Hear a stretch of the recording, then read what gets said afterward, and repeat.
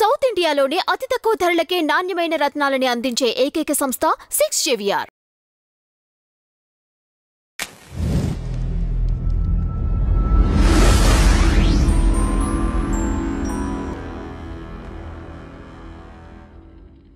జగన్మోహన్ రెడ్డి గారు అంటే గత ప్రభుత్వంలో అప్పులు కంపేర్ చేసుకుంటే అధిక వడ్డీతో అప్పులు తెచ్చినట్టుగా చూసుకోవాలా? ఖచ్చితంగా ఉంది, ఎవిడెన్స్ ఉంది. నేను అంటుండేది నేటి ప్రభుత్వాన్ని జగన్మోహన్ రెడ్డి చేసిన అప్పులు ఆస్తులు ఏమేమి తాకట్టు పెట్టారు తెచ్చారు మనం టెలికాస్ట్ కాదు, ప్రతి గ్రామంలో పోస్టర్లు అయింది. ఒకటి మీకు సింపుల్గా చెప్తాను, ఒక డాక్యుమెంట్ ఎవిడెన్స్ ఇస్తాను మీకు, మీరు ఆవేశపడకండి.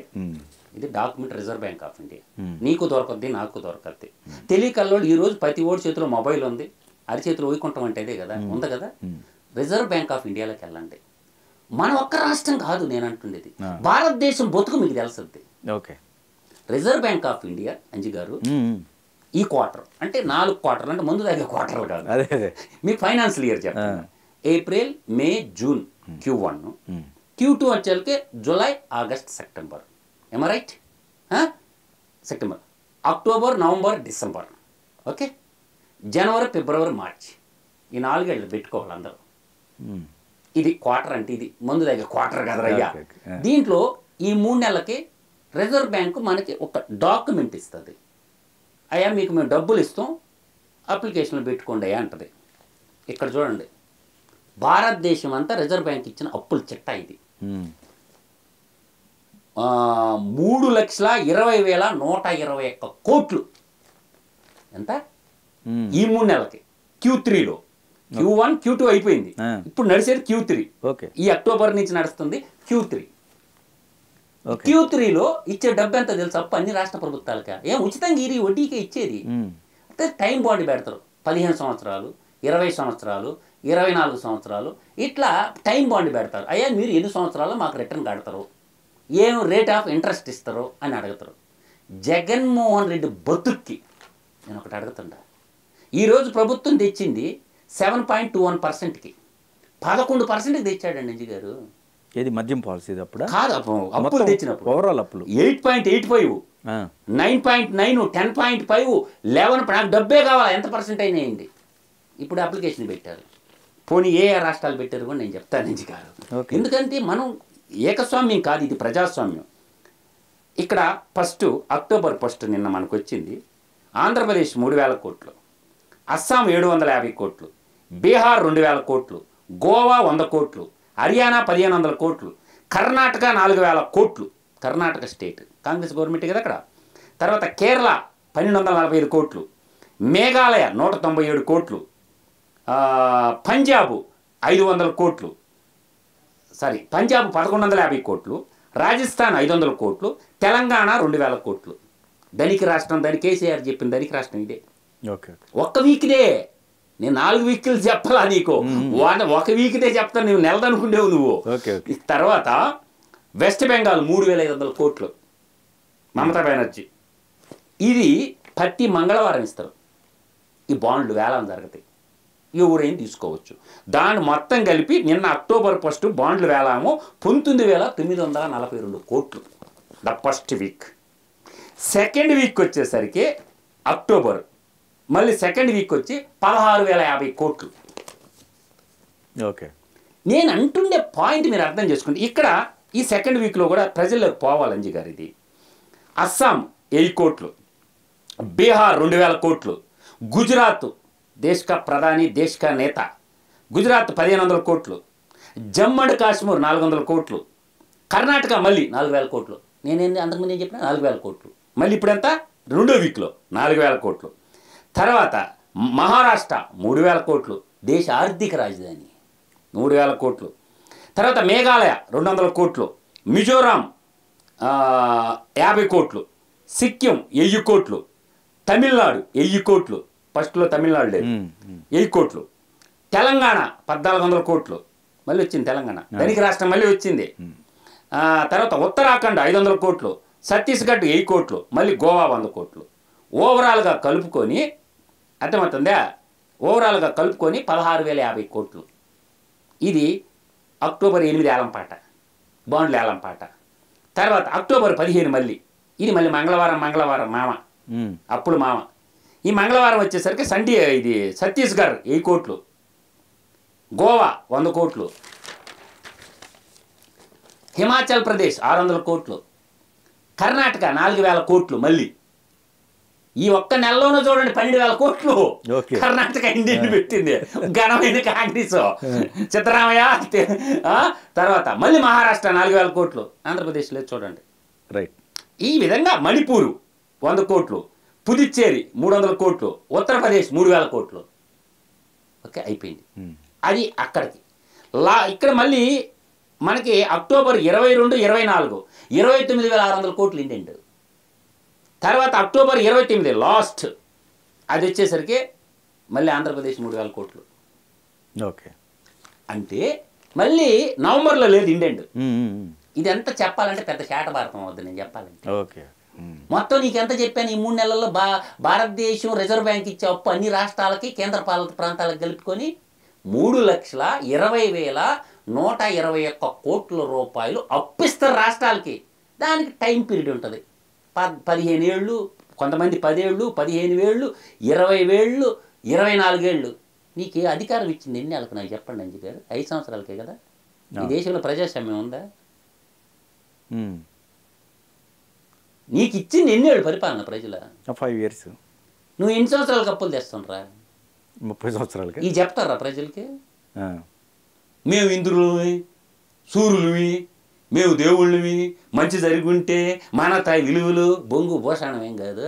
ఈ చెప్పండి రా భయ్ ప్రజల్లోకి పోయి, ఒరి నాయన మీకు పింఛన్లు ఇవ్వడానికి మాకు డబ్బులు లేవు, జీతాలు ఇవ్వడానికి బొబ్బులు ఆర్బీఐ కాడి నుంచి తెచ్చి మేము ఇస్తున్నాం రా అయ్యా అని ప్రచారం చేయమంటున్నా నేను అన్ని ప్రభుత్వాలని. నొప్పే. ప్రజలు అర్థం చేసుకుంటారు కదా, ఉద్యోగస్తులు జీతాలు తగ్గించుకుంటారు కదా. చదువు చెప్పిన వాళ్ళకి అందరికి 1,000 జీతాలు ఎందుకు, పని చేయని వాళ్ళకి అందరికి? ఈ దగ్గర ఆర్థిక వనరు లేనప్పుడు కాదండి, అప్పు ఎక్కువ అయ్యే కొద్దీ ఏం జరుగుద్ది వాళ్ళకి, కామన్ మ్యాన్ కి? నాకు వస్తానే డబ్బులు తీసుకుంటున్నా అనుకుంటాడు పెన్షన్ వాళ్ళు. అవును కదా. ఒక్కసారి 5 సంవత్సరాలు వెనక్కి పోయి ఒక సోప్ ఎంత కొన్నావు, ఒక కొబ్బరి నూనె బాటిల్ ఎంత కొన్నావు, కందిపప్పు ఎంత కొన్నావు, ఇంట్లో నిత్యావసర సరుకులు లిస్ట్ ఉంటుంది కదా, ఒక డైరీ బిట్ రాసుకొని ఆయన. ఇప్పుడు మేమైతే రోజు రాసుకుంటాం ఎక్స్పెండిచర్, ఏ రోజు బస్ టికెట్ ఎంత అయింది, అర్థమవుతుందా, ఏమేమి ఎంత అయిందని రాసుకుంటా. అట్ట ఒక డైరీలో రాయి. పామ్ ఆయిల్ ఎంత కొన్నావు, సన్ఫ్లవర్ ఆయిల్ ఎంత కొన్నావు, కరెంటు బిల్లు ఎంత కట్టినవు, బస్ ఛార్జీలు ఎంత పోయినవు రాయి. 5 ఏళ్ల కల్లా నీకు 4th ఎందుకు అవుతుంది? ఏం కష్టం వచ్చింది నీకు? ఇది ఎక్కడ వచ్చింది? వడ్డీలు పెరిగిపోతాయి. ఓకే. ఇప్పుడు ఆంధ్రప్రదేశ్ స్టేట్ అప్పు ఎంత? ఆంధ్రప్రదేశ్ స్టేట్ అప్పు ఎంత? ఎవడు కడతారు? రాజకీయ నాయకులు కడతారా? నువ్వే కట్టాలరయ్యా, ఓటేసినోడు నువ్వే కట్టాలా. ఎవడు కట్టకుండా పోయే పనే జరగదు. ప్రతి రూపాయి ప్రజలే కట్టాలా. వాళ్ళు చేసిపోతారు, నువ్వు కట్టుకుంటా ఉంటావు. వాళ్ళు చేసిన రాజకీయ నాయకులు చేసిన అప్పుల్ని ప్రజలు కడతారు. ఎవడి కోసం కడతారు? ఏం జగన్మోహన్ రెడ్డి వసూలు చేయలే? ఎలక్ట్రికల్ ఛార్జీలు అండి 14-19 మధ్య చంద్రబాబు నాయుడు రూపాయి పెంచాల ఎలక్ట్రికల్ విద్యుత్ ఛార్జీలు. జగన్మోహన్ రెడ్డి వచ్చిన తర్వాత విద్యుత్ ఛార్జీలు 8 సార్లు పెంచిండు. కట్టలా ప్రజల 32,000 కోట్ల రూపాయలు మాకు కట్టాలా అని చెప్పి కోర్టుకు పోయింది. మన ఇది ఈఆర్సీ మనకి ఇది ఉంటుంది కదా, ఎలక్ట్రికల్ రెగ్యులేటరీ అథారిటీ అని ఒకటి ఉంటుంది. వాళ్ళు పోయారు, మాకు ప్రభుత్వం కట్టడం లేదు, ప్రజలు కట్టడం లేదు, మా కరెంట్ అయితే వాడుకున్నారు, మమ్మల్ని ఏం చేయమంటారని హైకోర్టుకు పోయారు. ఈ పోటుగాడు ఉన్నాడు కదా పందివోలు సుధాకర్ రెడ్డి, సారీ వాడి పేరు పన్నువోలు సుధాకర్ రెడ్డి అనుకుంటా, పందివోలు సుధాకర్ రెడ్డి తీసుకోండి అన్నారు. నా 2 అప్ ఛార్జీలు పెట్టి గుంజిర్రు. గుంజకుండా ఎట్టుంటారా? ఇప్పుడు కూడా ఉంది భజన. 2022-23 నాటికి 8,111 కోట్లు పోయారు కోర్టుకోళ్ళు. మీరు కడతారా, ప్రభుత్వం కడతారా, ప్రజలు కడ గుంజుకోమంటారా? 23-24 ఫైనాన్షియల్ ఇయర్కి వచ్చేసరికి అంజిగారు 11,000 కోట్లు చేంజ్ ఉంది. ఓవరాల్గా 20,000 కోట్లు ఇప్పుడు ఇమీడియట్గా వసూలు చేయాలి వాళ్ళు. ఇప్పుడు ఏ ఫైనాన్షియల్ ఇయర్? 24-25. దీని మీద మన స్టాండ్ ఏంటి అంజిగారు? ఇప్పుడు చెప్పండి రా అయ్యా, నేను చెప్పిన లెక్క తప్పో ఉప్ప? ఎప్పుడైనా చదువుతారు ఇవన్నీ? ఈ చర్చ చంద్రబాబు నాయుడు అడి చేసిండు, జగన్ ఇడి చేసిండు, ఈ కాదు పొగడతలు కాదు కావాల్సింది. అసలు ఏం జరుగుతుంది రాష్ట్రాల్లో ఆలోచన చేసుకోమని చెప్తున్నా. చదువుకున్న యువతని బ్యాలెన్సింగ్ చేసుకోమంటుండ. ఒకసారి ఉద్యోగం పోతే ప్రైవేట్ ఉద్యోగం తెలుసద్దు నొప్పి ఏంటి అనేది. నెల నెల ఒకటో జీతం వచ్చేవాడికి ఉండదు. అందరు జీతాల మీద ఆధారపడి బతుకుతారా? ఈ దేశంలో ఆలోచన చేసుకోవాలి. ఈ విధంగా ప్రభుత్వాలు కూడా ప్రజలకి వివరాలు చెప్పటం లే.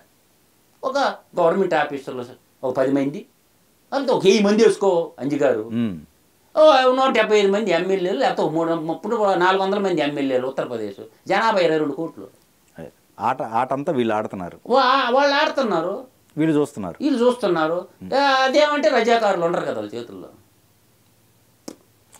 రజాకారులు అంటే ఎవరో తెలుసు నీకు? ఆ స్టేట్ వదిలిపెడదాం, ఏ స్టేట్ అయినా చూసుకోండి అండి. నేను అనేది ఆ స్టేట్ అని కదా, ఓవరాల్ గా అన్ని స్టేట్లు ఇదే. రజాకారులు వాళ్ళ చేతిలో ఉండరు. అంతేనా? రజాకారులు అంటే ఎవరా? నిజాం సైన్యంలో ఉండరు రజాకారులు. గొంతు ఎత్తుడు గొంతు కోసేయడరా, కేసులు పెట్టి బొక్కలు వేయడరా, జైల్లో దోమలు గుట్టి చంపేద్దాం, లేకపోతే ఇంజక్షన్లు వేసి చంపేద్దాం. గొంతు ఎత్తుడు ఎత్తొద్దు. నా బొట్టు గొంతు వేస్తే చేసేది అదే కదా. పోలీస్ వ్యవస్థ రజాకారు ఉద్యమమే కదా. వాళ్ళకి తెలియదు, వాళ్ళు కట్టడంలే. ఎందుకంటే వాళ్ళకి డబ్బులు వస్తుంటాయి, నెల నెల జీతాలు వస్తుంటాయి. అప్పుడు వాళ్ళకి ఇచ్చింది ఎందుకు? చట్టాన్ని వైలేషన్ చేయమనే. చేతనైతే నువ్వు పోయే దోవలో రోడ్లు బాగలేవు. ఇప్పుడు పోలీసు వాడు బైక్ పోతుంటుందండి, ఎస్ఐ కావచ్చు, సిఏ కావచ్చు, డిఎస్పీ కావచ్చు, కారు పోతుంటుందా పోదా? గుంతలు నీకు అవపడలా రోడ్డు మీద? నువ్వు చెస్ కడుతున్నావుగా, రోడ్డు చెస్సా? నీ వెహికల్కి పెట్రోల్ పోపించినవుగా, నీ వెహికల్కి డీజిల్ పోపించినవుగా, నువ్వు రోడ్డు చెస్ కడుతున్నావుగా. అక్కడన్నా అడిగిండా నేను చెస్ కడుతున్నా, నా రోడ్డు నువ్వు ఎందుకు పోయలేదని? రోడ్డు చెస్ ఉంటుంది, పర్యావరణ చెస్ ఉంటుంది, తెలుసా మీక? ఎన్ని చెస్సులు ఉంటాయో చూసుకోండి. ఆ చెస్ డబ్బులన్నీ ఏమైనాయి? ఎవడు అడుగుతున్నాడు? నా రాష్ట్రం నుంచి, నా నియోజకవర్గం నుంచి నేను ఇంత చెస్ కట్టినా, నా రోడ్లు ఎందుకు నువ్వు పోయివని అడిగిర్ర గడ్డిచ్చా. ఎందుకు వసూలు చేసి నువ్వు రోడ్లు పోయినప్పుడు నాకు అక్కడ చేస్తావు అని ఒక 2 వీలర్ అడుగుతున్నాడా, ఒక ఆటో వాడు అడుగుతున్నాడా, ఒక కారు వాడు అడుగుతున్నాడా? ఈ ప్రశ్నించే తత్వం ప్రభుత్వాల మీద అడిగినప్పుడే అన్ని సమస్యలకి పరిష్కారం దొరుకుతాయి. నువ్వు ఎప్పుడైతే మూసుకొని కూర్చుంటావో రావు పరిష్కారాలు. నువ్వు అడుగు ముందు, నీ హక్కుని, నీ రైట్ని నేను తెలియజెప్తుంటా. అడగవయ్యా, గొంతెత్తి అడుగు. నేను చెస్ కడుతున్నాను, నా రోడ్డు నువ్వు బాగలేనప్పుడు నాకన్నా నువ్వు చెస్ ఎందుకు తీసుకుంటావు, నా డబ్బులు ఏమై నేను అడుగు ఫస్ట్. ఎంతమంది అడుగుతున్నారు అంజి గారు? డైరెక్ట్ ట్యాక్సుల రూపంలో పెట్రోల్ పరంగా, పొయ్యిల పరంగా నేను ఇంత డబ్బు మీకు ఇచ్చాను రయ్యా, నా రోడ్డు పోయిండ్రా, నేను మిమ్మల్ని ఏం అడగటం లేదు, విమర్శించడం లేదు, నా దగ్గర ఇంత డబ్బు తీసుకున్నారా మీరు, నా రోడ్డు పోయిండని అడుగు. గుంతల్లో, కెట్టల్లో, మెట్టల్లో ఎక్కుకుంటా పోతా ఉంటారు, తిట్టుకుంటా పోతుంటారు. అడిగేటోడు కూడా, అడిగినా వినేటోడు కూడా. అంటే భయం లేదు. మేమేం చేసినా నడసద్ది, మేము చెప్పిందే వేదం. మేము మంత్రులం, మేము ముఖ్యమంత్రులం, మేము ఎమ్మెల్యేలం. ముఖ్యమంత్రి రాజు, ఎమ్మెల్యే సామంతరాజు. మేము చెప్పినట్టే వినాల. చట్టం లేదు, రాజ్యాంగం లేదు, ఏమీ నడవు.